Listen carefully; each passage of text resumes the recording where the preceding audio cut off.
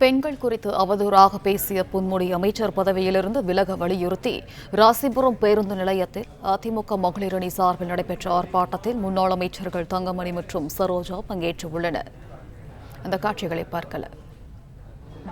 நடைபெறுகின்ற திமுக ஆட்சியில் இருக்கின்ற அமைச்சர்கள் ஒவ்வொருவரும் வாய்க்கு வந்தபடி மக்களை பற்றி கவலைப்படாமல் நாங்கள் 1000 ரூபாய் கொடுத்து விட்டோம், என்ன வேணாலும் பேசுவோம் என்பதற்கு எடுத்துக்காட்டாக 1000 ரூபாய் கொடுத்த போது சட்டமன்ற உறுப்பினர்கள் சொன்னதை போல பவுடருக்காகும் என்று பேசினார்கள்.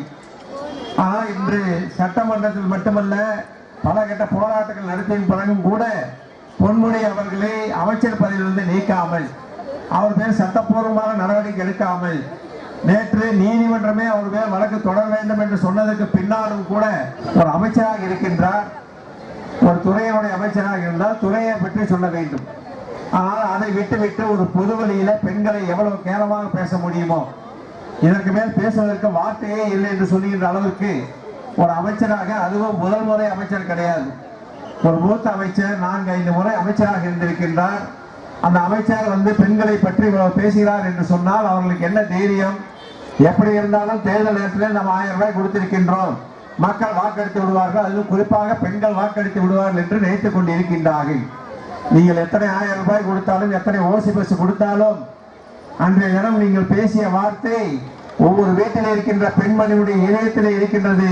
அதை 2026ஆம் ஆண்டு தேர்தல் வாக்களிக்கின்ற போது உங்களுக்கு நேர்மாறாக வாக்களித்தால் எடப்பாடியாரை நாங்கள் முதலமைச்சர் ஆக்குவோம் என்றுதான் ஆர்ப்பரித்த இந்த கூட்டம் இங்கே வந்திருக்கின்றது.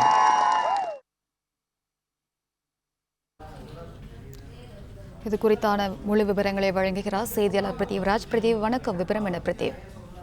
வணக்கம். பெண்களை இழிவாக பேசி இந்து மதத்தையும் அவதூறாக பேசிய அமைச்சர் பொன்முடியை கண்டித்தும் அவர் பதவி விலக கோரி தமிழ்நாடு முழுவதும் இன்று அதிமுக சார்பில் கண்டன ஆர்ப்பாட்டமானது நடைபெற்று வருகிறது. இந்த நிலையில் நாமக்கல் மாவட்டம் ராசிபுரம் புதிய பேருந்து நிலையத்தில் மாவட்ட அதிமுக மகளிர் அணி சார்பில் முன்னாள் அமைச்சர் தங்கமணி தலைமையில் கண்டன ஆர்ப்பாட்டமானது நடைபெற்றது. ஆர்ப்பாட்டத்தில் முன்னாள் அமைச்சர்கள் தங்கமணி, சரோஜா, பரமத்திவேலூர் சட்டமன்ற உறுப்பினர் சேகர் மற்றும் 500க்கும் மேற்பட்ட பொதுமக்கள், கட்சி நிர்வாகிகள் என பலர் கலந்து கொண்டு பொன்முடியை கண்டித்தும் அமைச்சர் பதவியில் இருந்து விலக கோரியும் கோஷங்கள் எழுப்பி ஆர்ப்பாட்டத்தில் ஈடுபட்டனர். அப்போது அவர் ஆர்ப்பாட்டத்தில் முன்னாள் அமைச்சர் தங்கமணி பேசுகையில், திமுக ஆட்சி எப்போது எல்லாம் ஆட்சிக்கு வருகிறதோ அப்போதெல்லாம் பெண்களுக்கு பாதுகாப்பு இல்லை எனவும், தமிழகத்தில் கஞ்சா, கள்ளச்சாராயம் உள்ளிட்ட போதைப் பொருட்கள் விற்பனை அமோகமாக நடைபெற்று வருகிறது. கடந்த நாடாளுமன்ற தேர்தலில் தனித்து நின்றதால் குறைவான வாக்குகள் வித்தியாசத்தில் பட இளைஞரில் வெற்றி வாய்ப்பை இழந்துவிட்டதாகவும், ஆனால் இப்போது அமைந்துள்ள மெகா கூட்டணியானது 2026இல் எடப்பாடி பழனிசாமி தலைமையில் மீண்டும் முதல்வர் ஆவார் என ஆர்ப்பாட்டத்தில் முன்னாள் அமைச்சர் தங்கமணி பேசினார். விவரங்களுக்கு நன்றி பிரதீவராஜ்.